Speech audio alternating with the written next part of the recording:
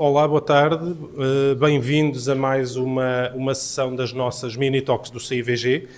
E nesta sessão, uma sessão que acaba por ser especial, temos um convidado da Universidade de Calgary, o professor André Buret, que nos vai trazer uma apresentação intitulada Anti-inflammatory Properties of Antibiotics, From Mechanisms to Clinical Benefits, e obviamente agradecemos ao professor André a sua disponibilidade e interesse em estar aqui a brindar-nos com esta apresentação. Professor André, thank you very much for your presence and I'm sure it will be a nice presentation and it will interest us all. So I will leave you just with no further introduction, so we can start. Thank you very obrigado. much. É real prazer para mim de meet you. Desculpe, não falo português. Mais d'après ce que j'ai compris, on peut aussi parler en français. Mais ça, c'est tricher. So, depois la présentation, si vous voulez poser des questions en français, vous pouvez, je répondrai en anglais. Okay? But I think the rest of the presentation will be in English, and I'll make great efforts to be as clear as I can. If there is anything, any time that you do not understand or doesn't make sense, you gently throw a chair at me. Just don't hesitate, okay? You just ask anytime, all right? So over the last, I guess, 25 years, I studied when I was 5 years old, in case you calculate. We did a lot of work in my research team on efficacy and mode of action of antibiotics. And really, this was triggered, so this thing doesn't do what I want it to do.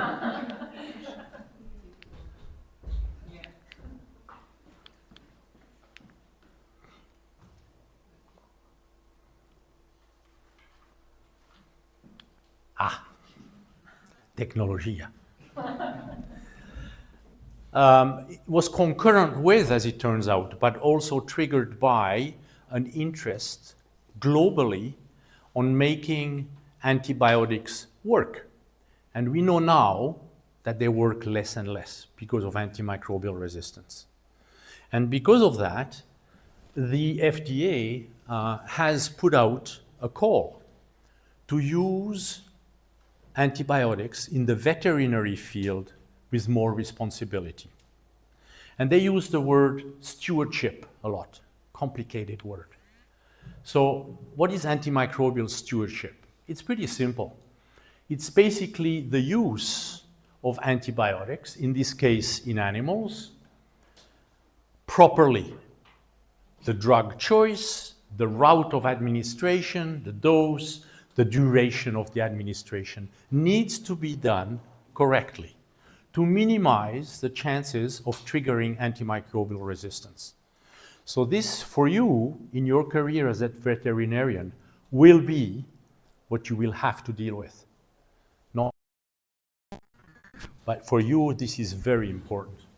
So clearly, and I just made a reference to a review article that we wrote in our One Health research group at the University of Calgary on antimicrobial resistance and development in Canada. And that is basically a review of the entire Canadian and global scene regarding antimicrobial resistance.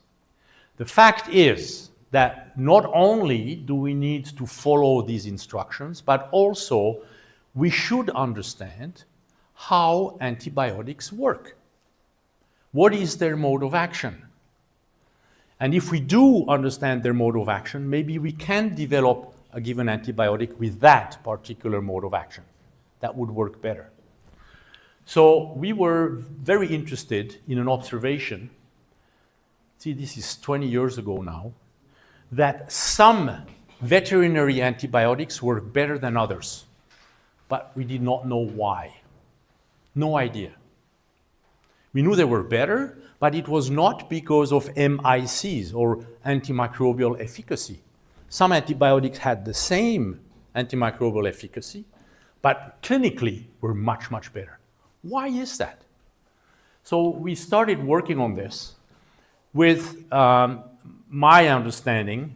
I'm very active in the field of inflammation research. And we tried to apply principles of inflammation to try to understand what these antibiotics may do to inflammation. So before I go on to show you results, I want to quickly go through the basic parameters of things that change during inflammation, so that you do understand why we studied them and measured them, because they're very important for triggering inflammation or resolving inflammation. So this is a neutrophil, and these cells are, okay, it doesn't work. Okay, the one on the izquierda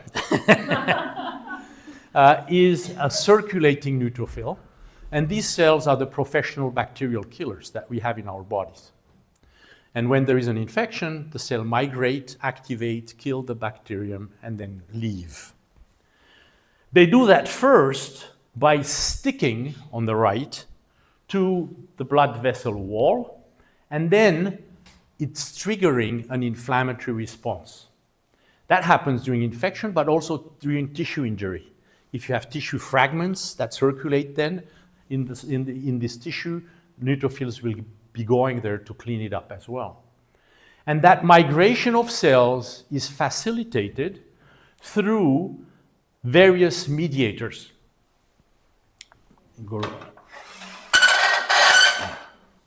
Sorry. And inflammatory cell recruitment is driven by these mediators in the blood, but also locally. So if you have an infection on the arm, things triggered for release in the arm will call neutrophils to that site. Of course, I'm talking about the lungs here.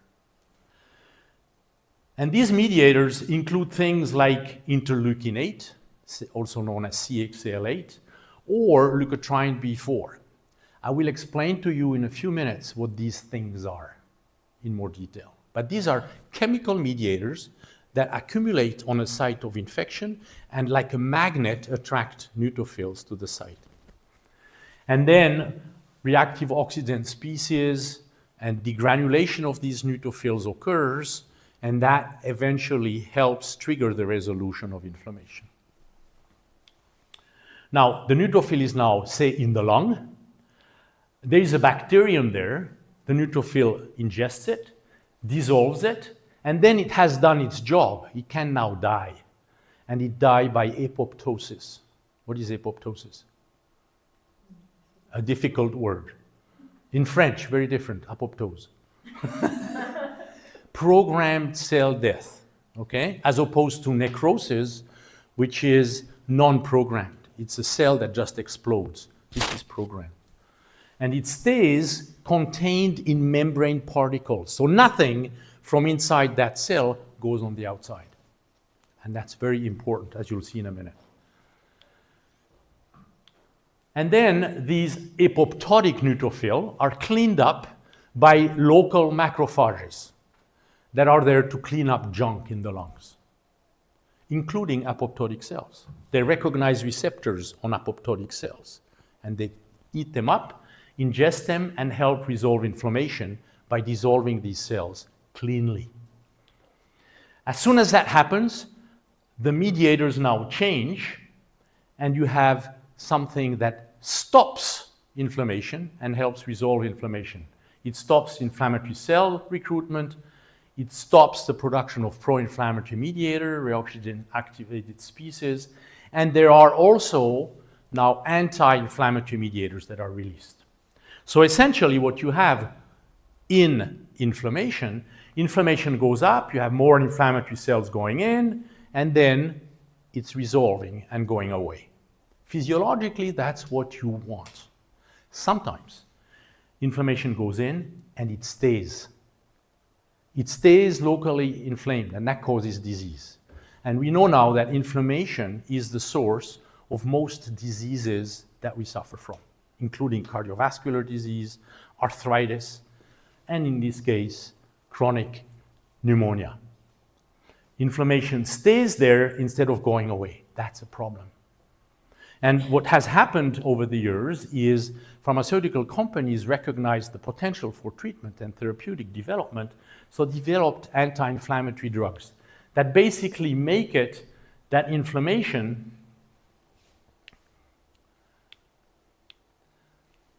is kept at a lower level throughout. Okay, that works because now you don't have too much inflammation, but you may also be immunosuppressed because now you don't have enough inflammation to protect you against infectious agents. And this is why cancer patients who take a lot of anti-inflammatory drugs are exposed to very easily infectious organisms and suffer from the infections because they take these drugs in addition to cancer, which already makes them immunosuppressed.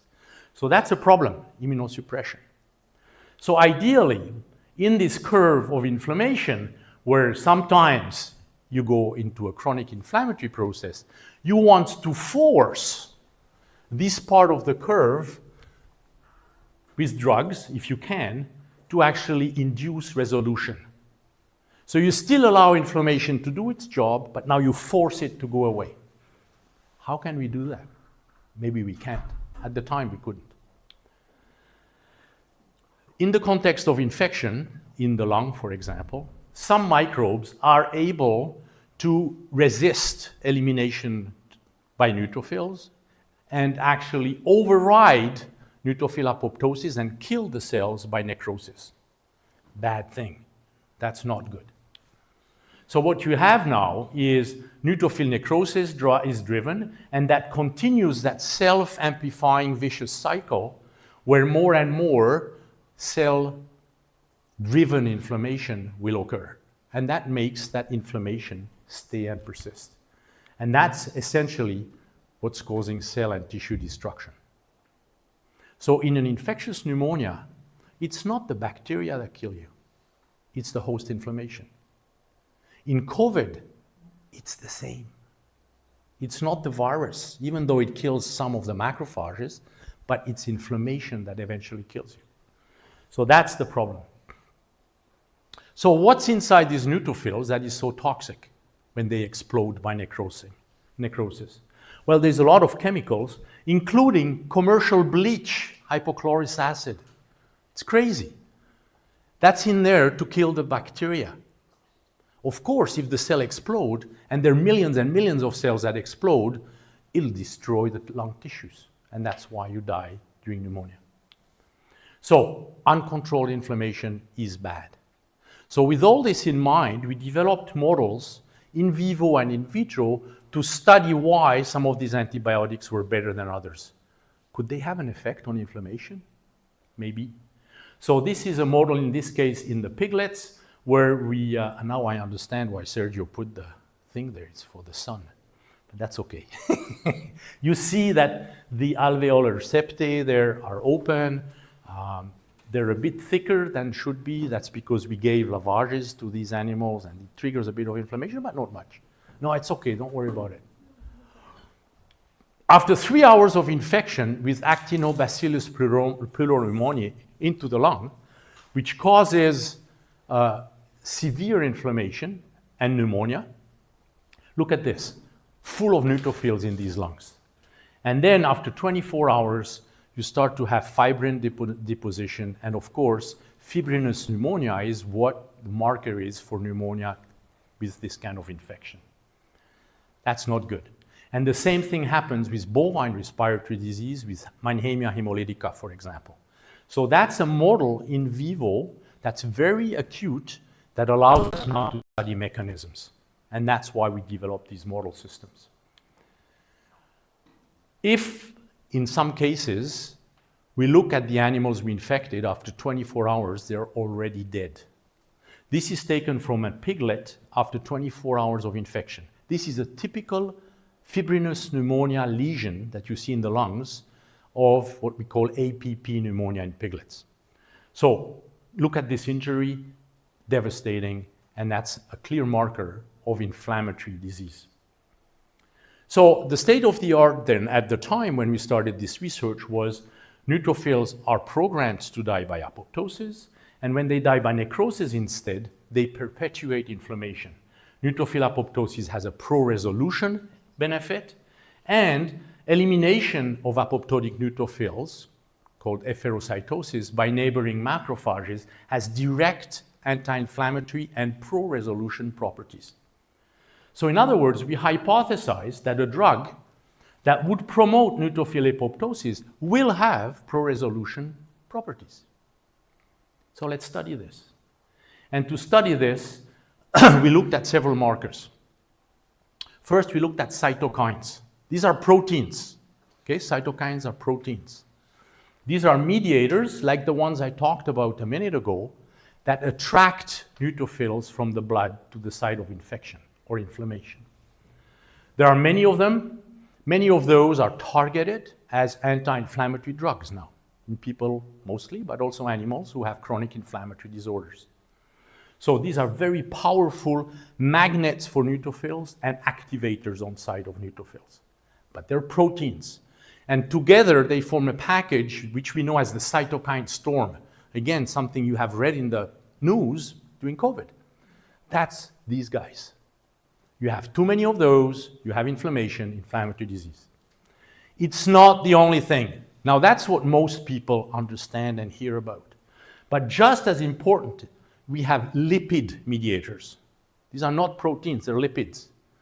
And they're made upon activation of enzymes in cell membranes, and it's a cascade of enzymes that then creates a new substrate which is exposed to other enzymes and then makes another substrate, blah, blah, blah. What does that remind you of? Coagulation. Similar to the coagulation pathway, mechanistically, if you wish. So we have membrane lipids. Phospholipases are the first enzymes that activate them. Sometimes you hear of phospholipases in the literature regarding inflammation. And then you have a number of those, and this is simplified, okay? I made it very simple just to show you that eventually you come to products that we now know the identity of.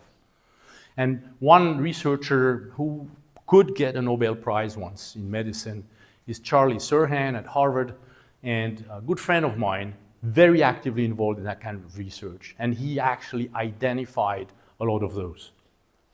And now some of those are manufactured as potential anti-inflammatory drugs by resolving inflammation, not by attenuating inflammation. So you have a lot of those. Resolvin, as you'll see in a minute, resolves inflammation. Prostaglandin E2 and leukotriene B4, particularly leukotriene B4, are very powerful magnets for neutrophils and activators, just like, say, XAL8 or interleukin 8, similar. A new one that came by, and there is more now, is maricins, etc. This is lipoxin, also a pro-resolution mediator. The fact is that some of those, so I'm just using one example, you can see that now we understand what they do and why they're good at resolving inflammation. They inhibit the attraction of neutrophils from the blood, chemotaxis. They inhibit leukotriene B4, which is a pro-inflammatory mediator. They inhibit NF-kappa B signaling, which is the transcription factor that makes pro-inflammatory cytokines. So if you block that, you can't make pro-inflammatory cytokines anymore. And it promotes the uptake of apoptotic neutrophil that does not drive inflammation. Okay, that's what we mean by non-phlogistic. So all good things in the context of inflammatory disease. So over the years, we've then come up with a number of findings using 3 antibiotics more specifically: tilmycosin, tulathromycin, and last one is avlosin or tilvalocin. Tilmycosin in cattle is known as mycotil. Tulathromycin is known as Draxin, and then tilvalocin is known as avlosin. These products are all macrolides. They have similar structures, and they are superior to any other antibiotics that are used in the field, and we didn't know why and how. So that's the examples I used. So we used in vivo model systems, and basically we took calves and intratracheally infected animals at the same time as we treated some, and some did not get treated. And then after 3 and 24 hours, collected bronchoalveolar lavages through the trachea again, and did a whole bunch of measurements. And through magic, we could do it in piglets. All we needed to do was to change animal, but it's exactly the same thing. So we did that in both calves and pigs in vivo. And to make a long story short, this is a control animal after 24 hours of inoculation, and we inoculate this animal too, but just with buffer. But we still inoculate them with a vehicle control. And you can see some inflamed patches there. This is not a completely clean lung. It's because we tickle the lungs by giving them a buffer. But if we give them the bacterium, this now is a very severe inflammatory response, particularly in the dorsal and cranial lobes of the lungs, which is where most of the injury is associated with porcine pneumonia. If you treat them at the same time, significantly less signs of inflammation in these lungs. So just a simple look at the lungs, you know the lungs look better. Now, as I told you, that's 24 hours. But remember the picture I showed you of the animal that died? Some animals had much, much more. So this is one that survived, and that's why it survived, because it didn't develop that bad of a pneumonia. So tulathromycin does improve lung lesions. That's what we concluded from this. After 24 hours, some animals showed awful signs of fibrinous pneumonia. This thing does not like me. Okay. So then in the bronchoalveolar lavages, we tried to identify whether or not there were signs of neutrophil apoptosis, because that would be a good thing. And what we noticed was that in control conditions, you can't see it with the light, but there is 2 green cells here. There's a few here with just infected animals. But when the animals were infected and treated on the right panel, look at that, many positively labeled apoptotic neutrophils. So the treatment does increase neutrophil apoptosis. And we can quantify that using different methods, not just counting it, but we can use it with biochemical measurements as well, where we measure what we know as oligonucleosomes, fragments of neutrophil nuclei that are the result of the breakdown during apoptosis. So it doesn't matter what method you use, significant induction of neutrophil apoptosis, and that's a good thing. So does it have an effect on necrosis? And the answer is yes, there is less necrosis. So that's exactly what you want. Hold up necrosis, but drive apoptosis to help facilitate resolution of inflammation. What about the pro-inflammatory mediators? Well, if you look at leukotriene B4, look at that, significant inhibition. Even though you have live bacteria there, you inhibit leukotriene B4. And CXCL8, which is the protein part of the cytokine storm, same thing. So let's try to understand mechanisms. How does that work? So for that, we went into in vitro model system where we collected cells in the blood, neutrophils or monocytes that eventually become macrophages when they migrate to the lung during an inflammatory response. We can co-culture these macrophages that we can mature in the lab bench for 7 days and feed them neutrophils that have been exposed to the antibiotic or not, and see if the macrophages will eat them more, efferocytosis. That would help basically drive the resolution of inflammation. Various stimuli that we can use, and of course, again, by magic, we can do the same in pigs.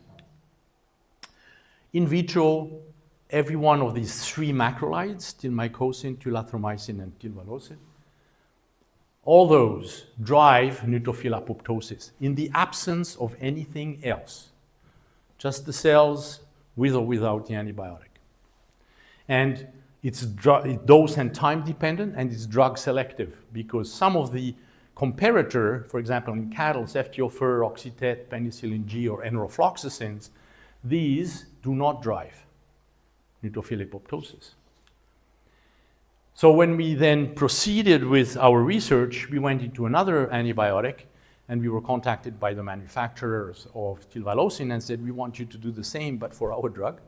Because when I go and give talks to different parts of the world, it's a good marketing tool for them because I tell them I'm a scientist. I'm just an idiot in the lab. Like, you know. I'm not working for the company. I'm just invited by them to share our research findings with you. So it's good publicity for them. Even though I don't do publicity, it turns out to be good publicity. So we looked at tilvalocin, and here again, you have a dose-dependent increase of apoptosis. Lincomycin does not do it. Staurosporin is a positive control. It's a chemical agent we know drives apoptosis. So tilvalocin also drives apoptosis. Same thing in macrophages, but it takes more time. So what happens to efferocytosis? This is a transmission electron microscope or micrograph of a macrophage, the big cell with all these vacuoles. And inside one of these vacuoles, you have an apoptotic neutrophil that was eaten by the macrophage. So do we have more of this? So we can do it under light microscopy as well. And you can see here again, a macrophage that has ingested 2 apoptotic neutrophils. So we can quantify that and prove that it indeed is inside the cell by making very thin slices, because otherwise you just look at light microscopy, you can say, well, you idiot, it's just on top of it, or it's just underneath it. No, it's inside. We can prove it. We can also measure it biochemically, and yes, there is more efferocytosis upon exposure to this compound. So that's the biological system that we're looking at. That's a big macrophage, has some phagocytic vacuoles here that has already digested particles. And you can see neutrophils coming really close to the surface of that macrophage, and then macrophage is really ingested. So I told you before, once that happens in the lung, you now switch from pro-inflammatory mediators to anti- or pro-resolution mediator production. Can we do that in vitro? Can we measure CXCL8? Is there less of it? Can we measure IL-1? Is there less of it? So we looked at this. CXCL8, bingo. Tilvalocin reduces the production of CXCL8 by activated macrophages. And same thing happens, with interleukin-1. Interleukin-1 alpha, which again is a very powerful pro-inflammatory mediator. And again, the drug alone doesn't do much compared to control, but if you have the stimulus, lipopolysaccharide here, there is much less production of these pro-inflammatory mediators upon efferocytosis. So, to sum up, these drugs, tulathromycin here, inhibit leukotriene B4 production, inhibit CXCL8 production. Now, you're a scientist who works in the field, and you're going to say, Andre, that's the second time you behave like an idiot. Because this has nothing to do with the drug. This is solely because you treat the animal with an antibiotic.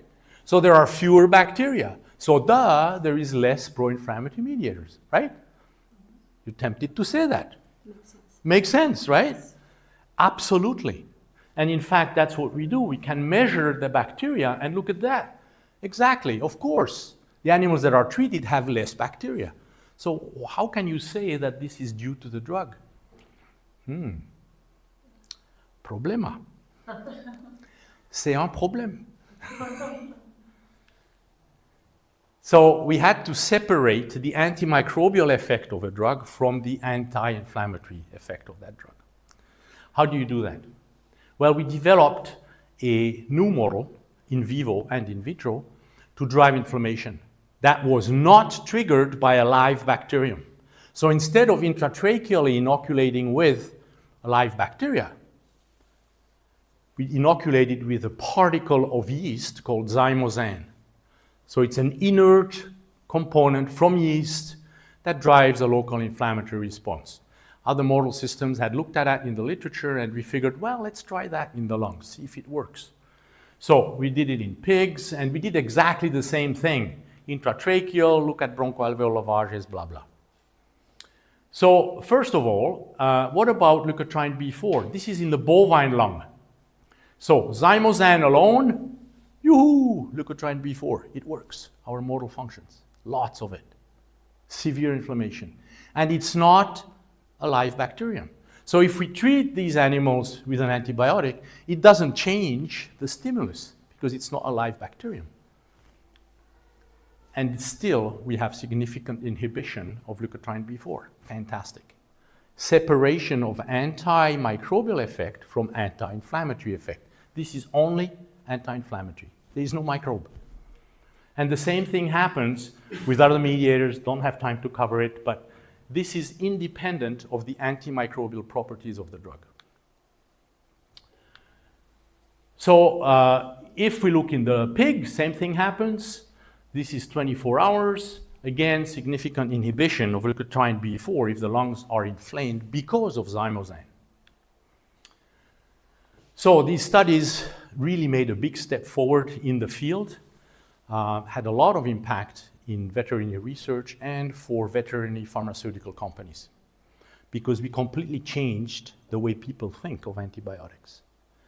It shouldn't just kill bugs, it should also be anti-inflammatory in this case. And now we separated the antimicrobial properties from the anti or pro-resolution, anti-inflammatory or pro-resolution effects of the drugs. And both in pigs and in cattle. So I was asked, because every time I like giving these talks to veterinarians, because they always ask me questions that are relevant in the field. So some would go, Andre, we have a lot of viral pneumonia. Could this antibiotic work in viral pneumonia? It's an antibiotic, it's killing bacteria, but if there is a direct anti-inflammatory effect in a viral pneumonia, it's also inflammation, maybe it works. I said, I have no idea, but we tried, we looked at it, and we demonstrated, in fact, that it did. These are macrophages from piglets exposed to buffer. These are exposed to the antibiotic alone, not much effect. And these are exposed to PRRS virus, porcine respiratory reproductive syndrome virus. And you look at the shape of these macrophages, these are hyperactivated cells. They're going crazy with a response that will drive inflammation. So these are hyperactivated macrophages. If we now add tulathromycin to PRRS, this effect is prevented. And we can quantify it, and yes, tulathromycin has an effect on PRRS virus infection in macrophages. Summarize these data. Basically what we have is when you have PRRS virus, which infects inside macrophages, similar to COVID, which goes into lymphocytes too, but it doesn't matter, same principle. That drives a cytokine storm, causes macrophage necrosis, drives reactive oxygen species production by these macrophages, which drives inflammation, and blocks phagocytic effect by these macrophages. What's the consequence of this? If in the lungs you have macrophages that patrol and wait for things to come in to clean it up, if you inhibit phagocytosis, the consequence is pneumonia. That's why very often, after bacterial pneumonia, you are developing, after viral pneumonia, you're developing bacterial pneumonia. There are many other mechanisms, but that's one of them. Is because macrophages can no longer normally eliminate these bacteria. If we apply tulathromycin to this model, cytokine storm is inhibited, macrophage necrosis no longer occurs, no more reactive oxygen species production, and phagocytic elimination of particles is reactivated. Fantastic. So this basically made us conclude that yes, this antibiotic will reverse the pathogenesis of viral pneumonia. and it's independent. I don't have time to cover this. We looked at the effect on viral transcription and reproduction, multiplication, no effect. And also the receptor that recognizes the viruses on the surface of macrophages was not changed. So it's an other effect that we still don't completely understand. And we asked since then, is there a role for an approach like that in the context of COVID? No time to get into this. So the last set of data that I wanted to share with you is some of the interesting observations we came up using tilvalocin. So here we used a high-performance liquid chromatography, very sensitive method to detect the accumulation of pro-inflammatory mediators in a soup in which we have cells. Here, neutrophils, we take the soup around these neutrophils and we add, in some cases, we add a test compound, here purified leukotriene B4, and we have a peak of elution after this. I don't want to get into details, but in this machine you detect a peak right here, nowhere else. That's leukotriene B4. If you have a peak here, you have leukotriene B4 in your soup. Controls don't have anything. Tilvalocin alone don't have anything. Those who are exposed to a calcium ionophore, it's a chemical activator of macrophage production of these lipid mediators. Buckets, tons of leukotriene B4 are made.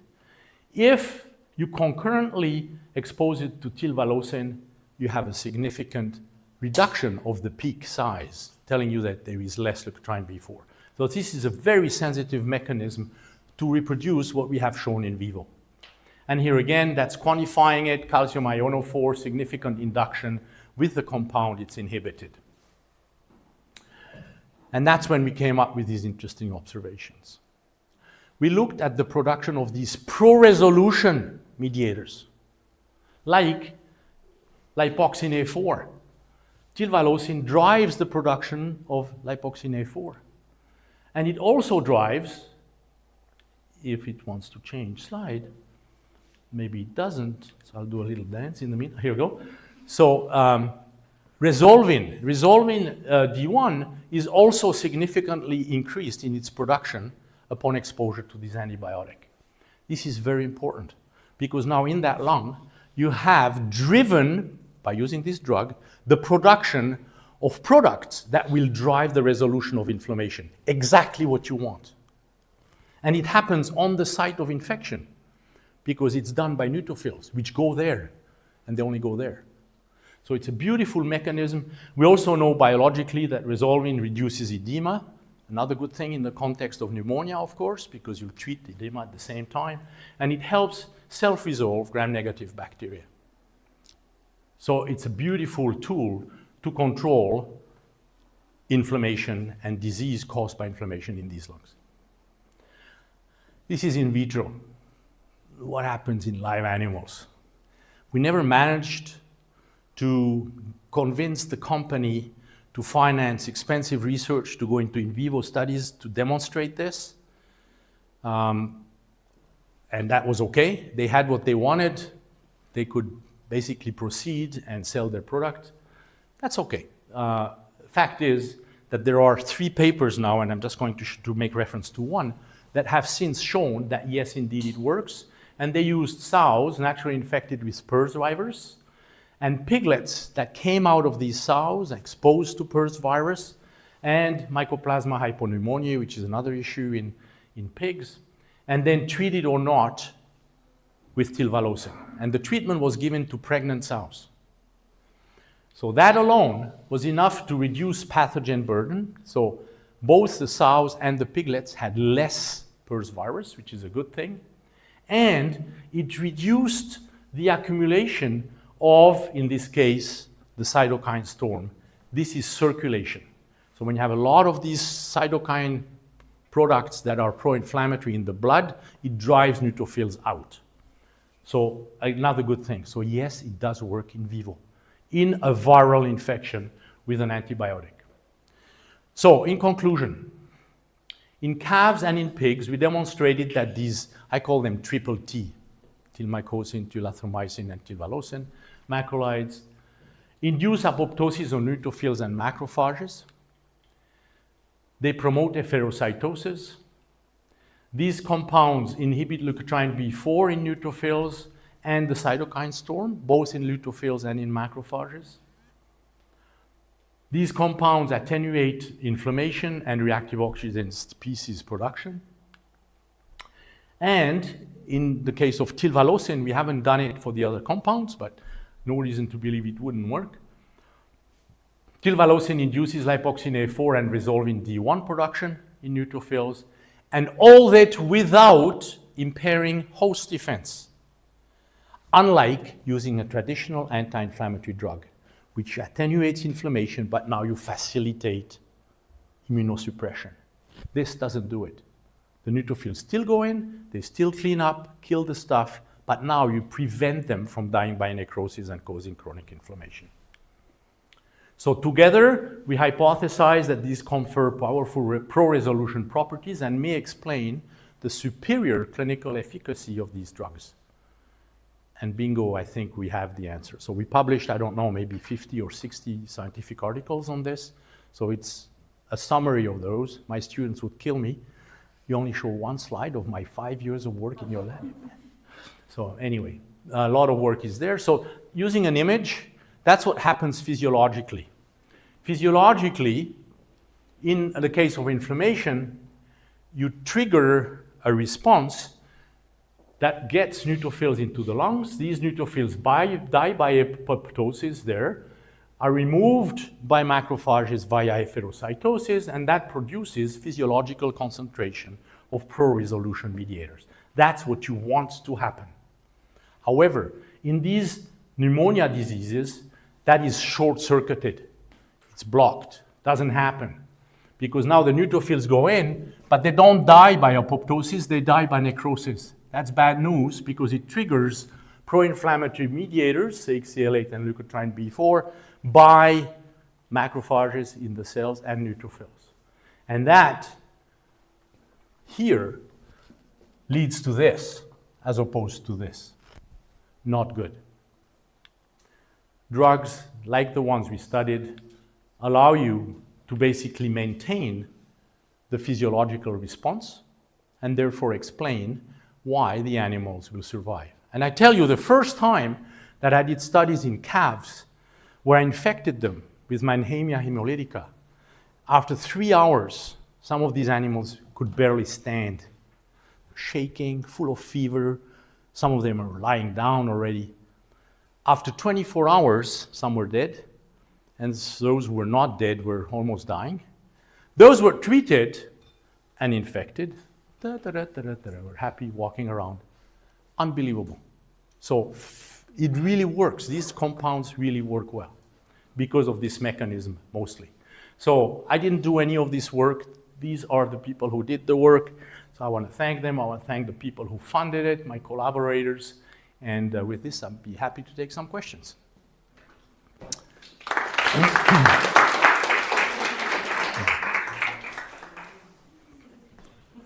Thank you very much. I'm trying to... Okay, it's on. Thank you very much. Questions, please. So, I know a couple of other antibiotics that are being used with immunomodulatory effects, like metronidazole or tetracyclines. Yes. Are the mechanisms any of this? Or? Yeah, so good question. Metronidazole and tetracycline are also known to immunomodulate, but the immunomodulatory effects of these compounds are not the same as those. They have other effects and they mostly act on lymphocytes. These act mostly on pro-inflammatory cells, which is the one you want to target. So when you look at immunomodulation, you want to make sure that you actually understand what type of immunomodulation you're looking at. Because if you stop lymphocytes, that's not a good thing either because you immunosuppress the host.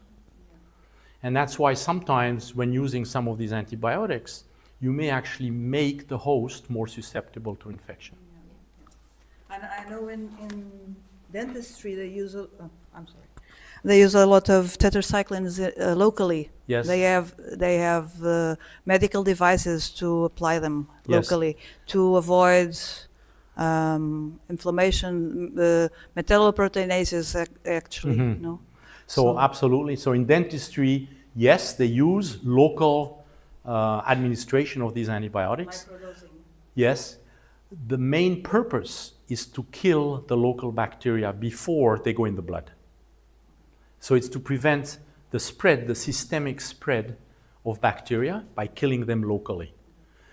Because in the tooth, if you have a bit of inflammation after an extraction, for example, well, who cares? It's going to go away anyway, plus the tooth is gone. So, but it's mostly to control systemic inflammation that you treat with antibiotics locally. No question? Yes? Like when, thank you. When the cell, the neutrophil is affected by a virus, when you use the treatment, like it's capable of doing phagocytosis again? Like Yes, it can work good. its Yeah. normal life and doing what it does normally? Good question. So, in fact, it's not in neutrophils, it's in macrophages. Okay, but sorry. it doesn't matter. So, in macrophages exposed to PRRS virus, these cells now can no longer phagocytose. If the cell is still alive, because the virus is inside the macrophage and eventually it kills the cell, but if the cell is still alive, you can reverse that process. And we've demonstrated it. So basically, the existing cells will be able to reverse back to a normal phagocytic process.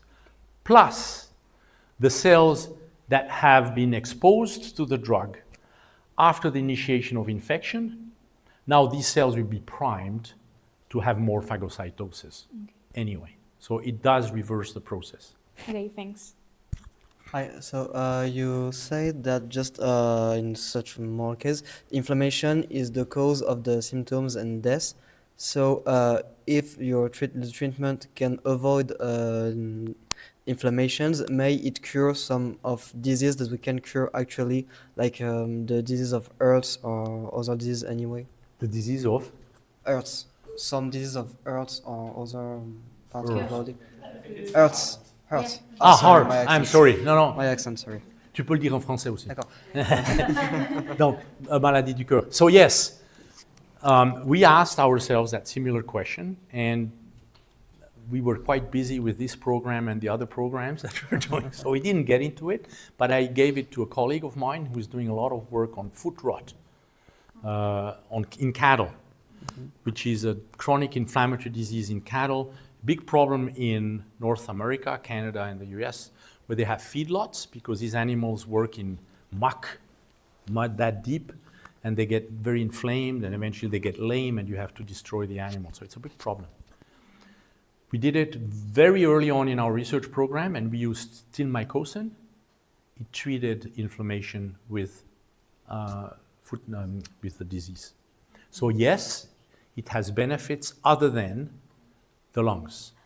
Another group has since demonstrated that these antibiotics are effective at treating mastitis. L'inflammation du pie. Ah. Comment tu appelles ça en français? La mastite.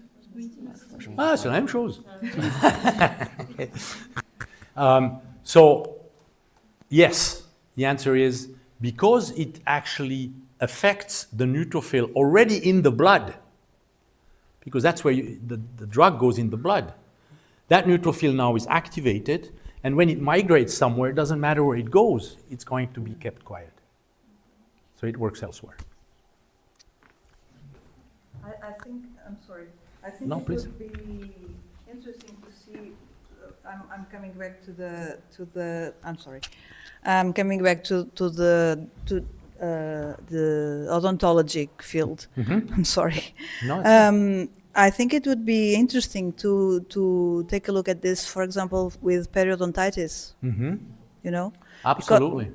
because that's a gingivitis periodontitis, which is a complex. Yeah. Because that's the same kind of effect of adverse effect of inflammation that self maintains. Completely agree. So that Completely agree. Yeah. And to my knowledge, I only know a few things that I read, but to my knowledge, no one has looked at it. So that's a good experiment for you to do. Okay. If your director allows you and gives you relief of one course to do that research, you can do it. You're putting some pressure here. There's a question from someone that's watching remotely. I will try to. Yes. Because the question is in Portuguese, but I'm not. I don't think if I can. Yeah, tá bom. Translate it to English correctly. So the question is if any of the three antibiotics that you tested has more efficacy than the others on respiratory diseases, and if you have any experience on the digestive disease or septicemia of newborn calves. Holy smokes, that's a big set of questions. So, Yes. is there a difference between the three antibiotics on their effect and efficacy in the treatment of respiratory diseases like those? The answer is no. They're both super efficient. The first one that came out is still mycosin, and that was a miracle drug for veterinarians. Expensive, but great drug to treat pneumonia. Then tulathromycin came out, and it was even easier to work with, and it was still expensive, but very efficient at cleaning it up as well, both for pigs and for cattle. Tilmycosin, the company that makes it, came to us and said, does it work in pigs? And I said, well, do you have the drug as an injectable for pigs? Because that's what we do.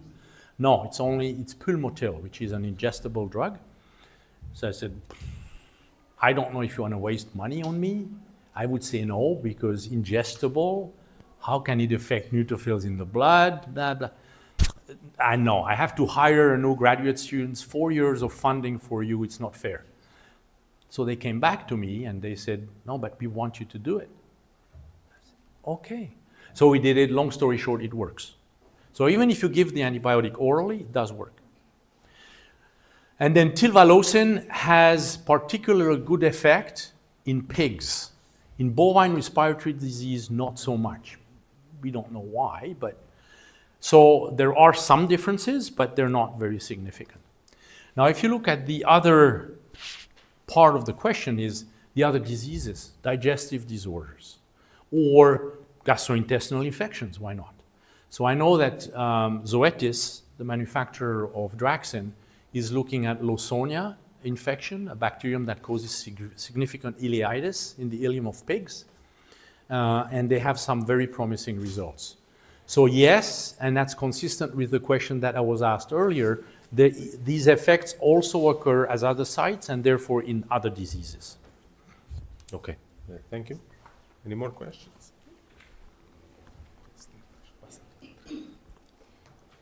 Hello. Hello. These antibiotics are related to tylosine. Yes. Yes, and tylosine is also used in dogs in digestive problems. Correct. And I think I have already read that this antibiotic is also used because it has immunomodulatory action. Yes. What is the difference between these antibiotics and the tylosine? Okay, so there's the same compound, the same mother molecule, but there is some small molecular changes in the structure. These are macrolides that have a 16 lactone ring structure, all three of them. And when you change the molecule structure a bit, it changes the pharmacodynamics of the compound. Yes. So they can be also used probably in digestive Right now, there are people disorders. looking at it with Lawsonia infection, as I said earlier, in piglets. Yes. My hypothesis is that, yeah, it would. I think it could work in digestive diseases just as well. It might be an interesting thing to look at Yes. if you're interested in dogs, to see if it reduces dog pain in the context of hip dysplasia. Maybe it reduces the pain Yes. as well. And the second question is related. We normally say that we can't use antibiotics in viral infections, but we now see that Off-label use. yes, sometimes it can be useful to Well, use it. To it use is, them. and now I'm sure avlosin now, based on these findings, will be used more and more, and they may get allowance from the FDA and others Yes. to use that in the context of viral pneumonia. Because they say we do an immunomodulatory thing that protects the animal without affecting the virus. It affects immunomodulation. And I've been approached by the European Veterinary Medicine Reference Organization, and I've already helped Zoetis get approval for use of Draxine as an immunomodulatory agent, and I'm pretty sure the same thing will happen with Tilvalosin. Yes. The problem is the resistance in long term. 100%. And is In there long-term resistance? Exactly. So is there resistance with these 3 antibiotics? The answer is yes. Yes. So what we need to understand, and that's why I showed these first 2 slides on antimicrobial resistance, it doesn't mean that we should just go crazy and use these antibiotics all the time. Yes. If a pig coughs, it still has to be used very But responsibly. if they are adequate in some diseases, it's a double 100%. And what I'm thinking is, double win. if you can use the immunomodulating benefit without the antimicrobial effect, Yes. there's no more resistance. Yes. And now you have a benefit. And in secret, is anybody in pharmaceutical industry here? Not really, but we are pharmacists. Zoetis is working on this. Okay. Thank you. Thanks. And do these antibiotics are used with this, like with viruses or things like that, like today, or is it still like in experiments? So the answer is yes, because you will see, you're veterinarians, you're working in the field, you want to help the owner. So you want to do magic. So that's what you do, they do magic. So yes, veterinarians do use some of these drugs in the context of PRRS virus. And now it's been demonstrated that actually we understand why and how, so people do it. I remember I was giving a talk in Belgium and to veterinarians. And one said, so what about adding anti-inflammatory drugs to Draxine? Because that's what I do in my veterinary clinic. I fill up the syringe with half Draxine, go in the other bottle, half dexamethasone. Ah! You're not allowed to do that. But people do it because now people have been sensitized to the importance of inflammation. So if you understand dexamethasone, it's a bad idea because dexamethasone will now inhibit neutrophil apoptosis and promote the death of lymphocytes. So facilitate immunosuppression. Bad idea. So, to make a soup is not, I understand why people do it. They think they do it right, but before doing that, you should really get very clear information on is that likely to work based on what we know the product does. But the answer is yes, people do it in the field now and will probably do it much more. Okay, thanks. Why are you sorry? Okay. The antimicrobial dose is similar to Yes, the sorry, I anti-inflammatory should have said dose? that. We use the dosage that are recommended on the bottle, always. Okay, but theoretically, we might think that we might have a anti-inflammatory dose different from the... Yes, that's right. And that in vitro, we did dose responses. But in vivo, every time, because these are expensive studies to do, we only used the bottle dose. And reproducibly, it did work. Whatever people are recommended to use it at, as an antibiotic to kill bacteria, is how we used it. Can you have a bit less and have less of an antimicrobial effect and more of an or the other way. I don't know. You can even tackle the problem of the resistances if you lower the dose. 100%. Although the context of antimicrobial resistance development, exposure to low-dose antibiotic is the worst thing you can do. Yeah. So I think the future is not going to go there. I think the future will be in the development of a molecule that is copied on one of those that has no antimicrobial effect, but only immunomodulatory. I think that's the future. One more question. Hi, sorry. Have you seen any relation between its effects on other types of cells that aren't the immune cells? Yeah, that's And a great does it- question. Yeah, great question, because if the question is, if every cell in the body undergoes apoptosis, which is death, when you see that antibiotic, it's a toxic drug. You don't want that. So we did look at it. I didn't have time to cover that. I said quickly at one point it's cell selective. So we looked at fibroblast, epithelial cells, tracheal cell, blah, blah, blah. We looked at all these cells, and only neutrophils, very sensitive to it, and macrophages. As it turns out, the reason is, because we think we know why, that the antibiotic, when you treat an animal, is given in the blood, or gets in the blood, and then the cells that circulate in the blood pick up this antibiotic with very high affinity. So these cells are very, very keen and hungry for these drugs, more so than other cells. And these drugs, therefore, selectively accumulate in monocytes and in neutrophils. And when you have an infection, these cells now migrate to the site of infection, and they have the antibiotic there. It's a miracle. It's wonderful. So that's also why probably these other cells are not affected, because they do not pick up the material. And we know that it involves phospholipases inside cells, and the inhibition of phospholipases intracellularly is what probably is the reason for it. Thank you. Okay, well, thank you very much.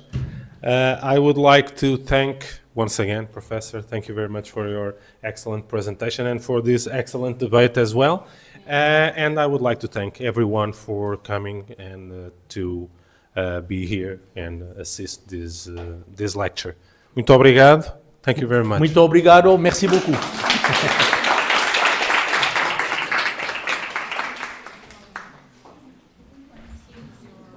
Va bem?